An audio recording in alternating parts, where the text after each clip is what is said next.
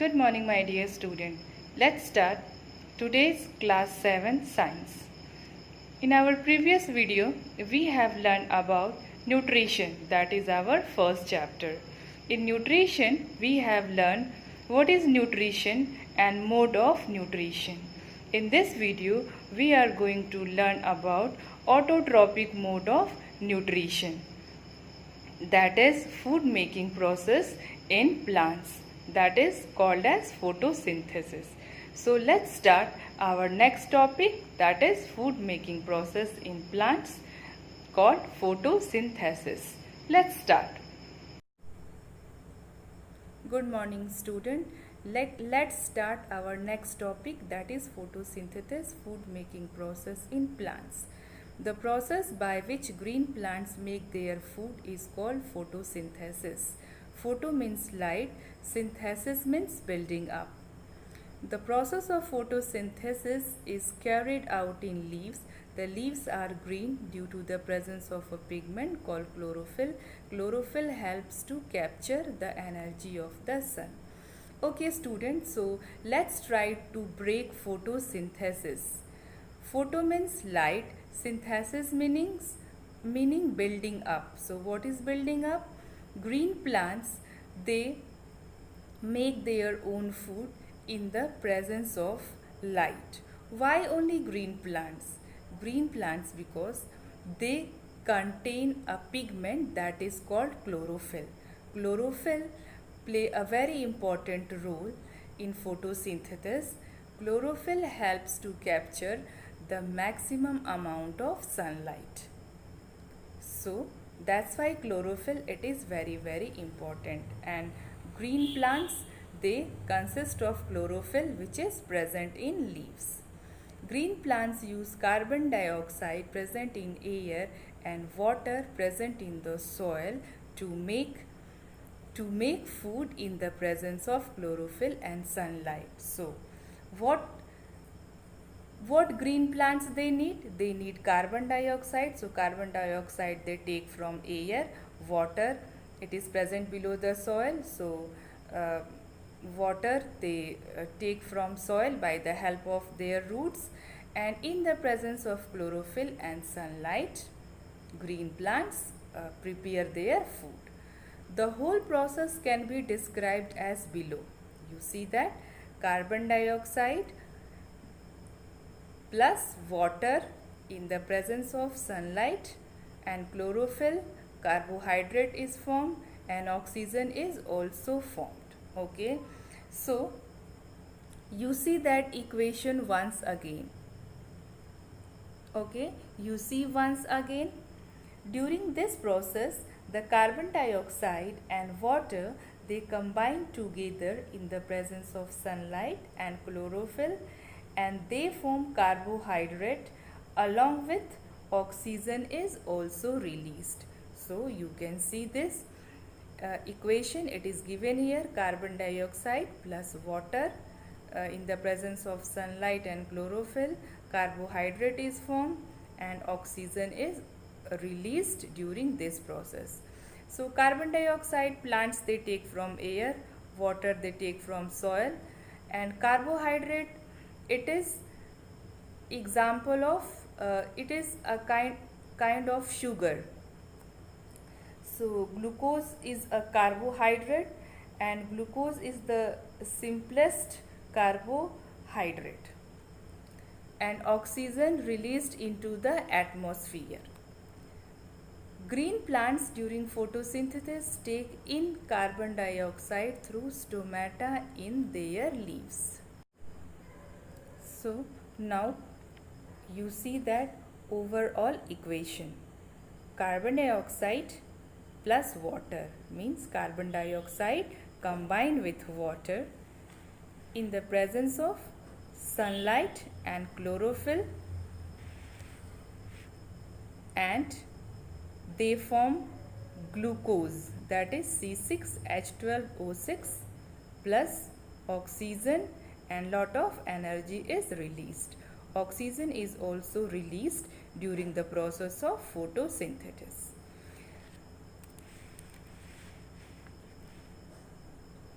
Glucose is a simplest carbohydrate, and this glucose is prepared during the process of photosynthesis.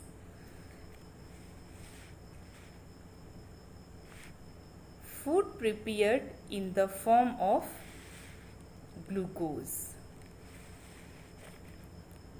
Glucose get converted into starch, and then starch is stored in leaves. So, green plants during photosynthesis take in carbon dioxide through stomata in their leaves. Okay, so what is stomata? Stomata is a very small minute pores, and it is present on the surface of the leaves. So stomata is a tiny pore which is present on the surface of a leaf. So exchange of gases take place through stomata. It means that carbon dioxide move inside the leaves through stomata, and oxygen is also released during photosynthesis with the help of stomata. Stomata are tiny pores present on the surface of leaf. These are surrounded by a bean-shaped guard cells.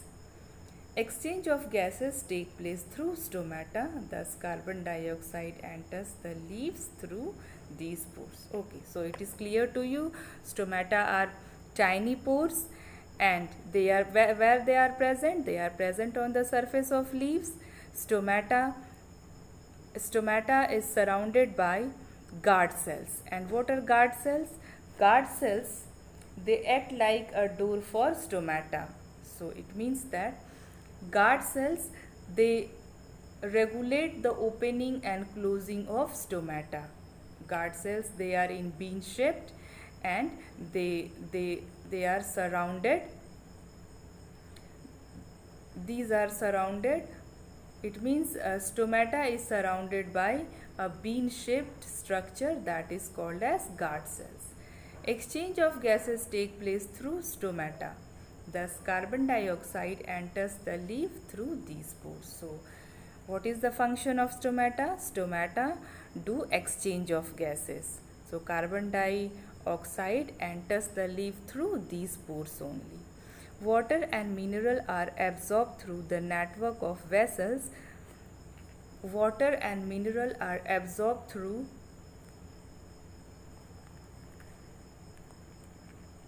Water and minerals are absorbed through the network of vessels which form hair-like pipelines from the roots.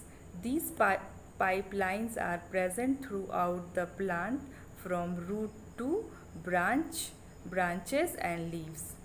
Chlorophyll, the green pigment in leaves, absorbs sunlight, carbon dioxide and water and convert them into carbohydrate and oxygen. Oxygen is released into the atmosphere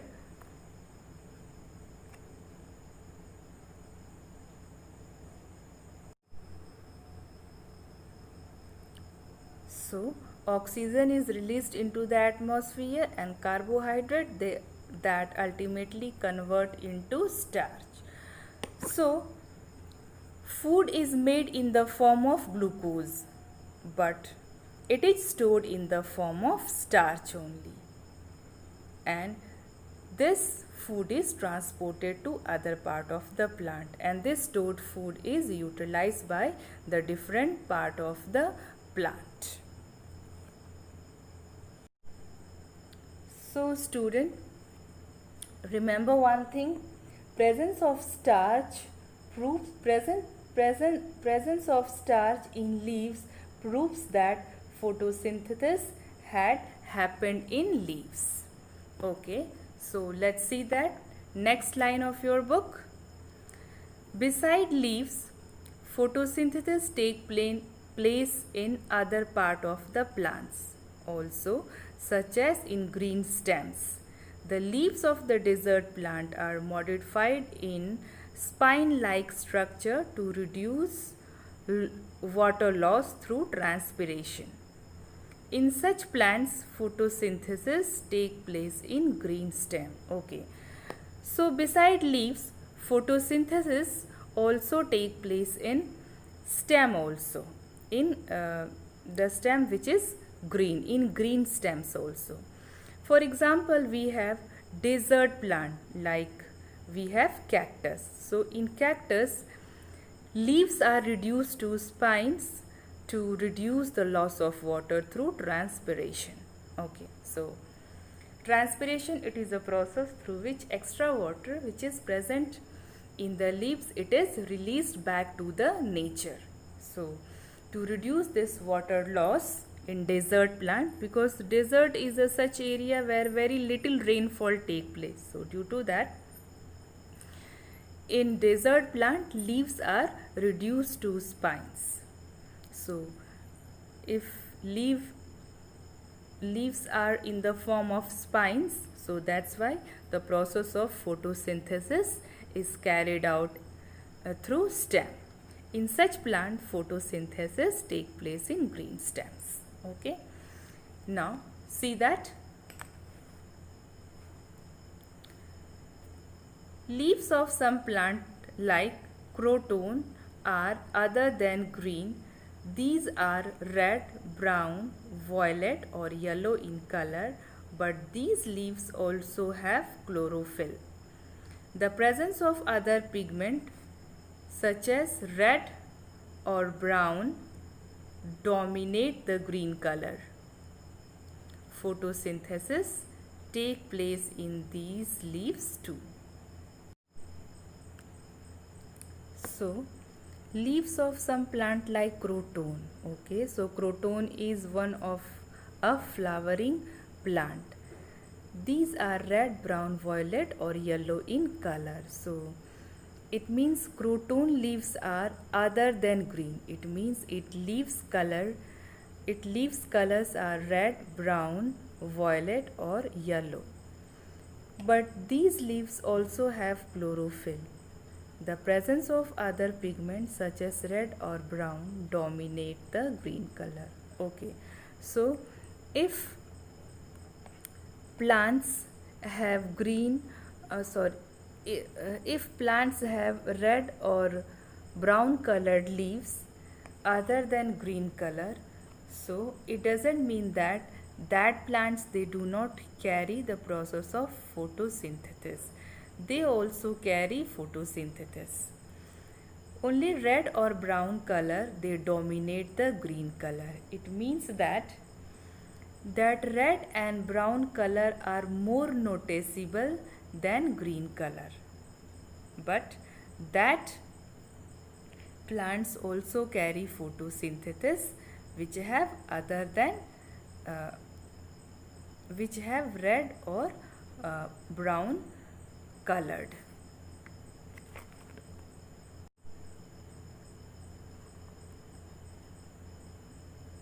Now see that next topic is photosynthesis in algae.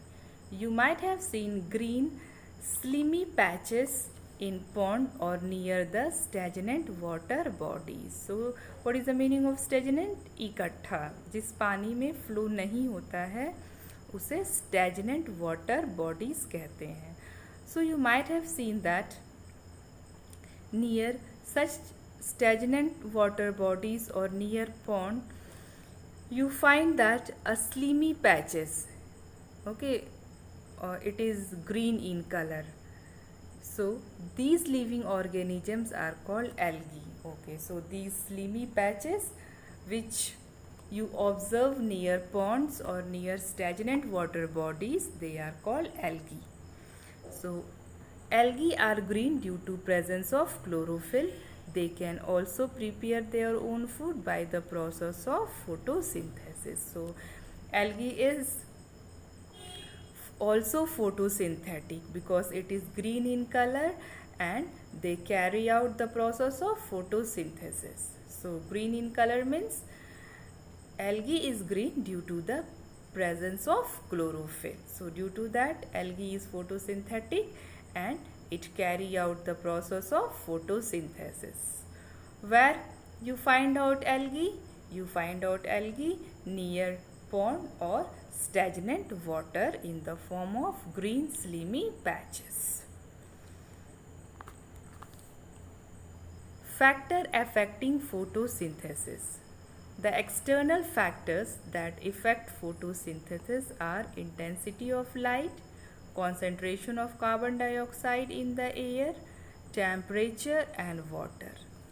Internal factors include chlorophyll content and the accumulation of the photosynthesis products. Okay. So external factors, it means which is present. So external factors are those factors which is present in our environment.